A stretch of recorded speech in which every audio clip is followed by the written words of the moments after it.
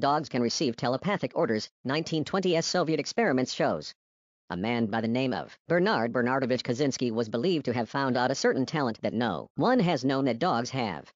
His career was generally in the area of the circus and was mostly known to walk the trapeze line for the amusement of his crowds. However, after this act he then began to place a large amount of focus on a variety of animals, his primary target being dogs. Kachinskiy would test out his beliefs about the capabilities of dogs from the lab of Vladimir L. Durov, a very known animal trainer. These two would often concoct theories regarding these four-legged creatures. Durov was believed to have developed an ability to communicate with animals through mental capabilities, or essentially not speaking any words or mannerisms, but simply through thoughts in the mind. Kachinskiy was also interested in the idea of telepathically communicating with animals, therefore they would work together as a duo. Durov was known to be a specialist in the psychology of animals. Once this duo came together, the amount of experiments that were produced by them were seemingly endless. The two of them produced over 1,300 experiments, with all of them focusing on the idea of telepathically communicating with dogs.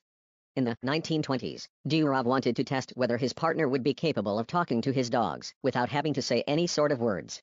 Durov would attempt to communicate with his dogs by first staring deep into their eyes and would then place all his power into his thoughts. His thoughts would simply involve playing the image of the dog doing the trick that Durov wanted the dog to do.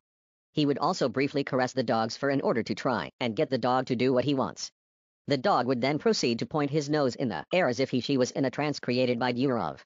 He proved to his friends that he had a unique talent when he went into an abandoned house with a highly aggressive dog. The dog rushed at him, but he instantly stopped the dog and it completely submitted to Durov, without hesitation. Over 650 experiments of talking to dogs were done and were deemed successes, according to the two researchers. They did in fact have their skepticism from scholars and the general public as they believe it was a hoax. However, the research shows that these two men were definitely capable of something.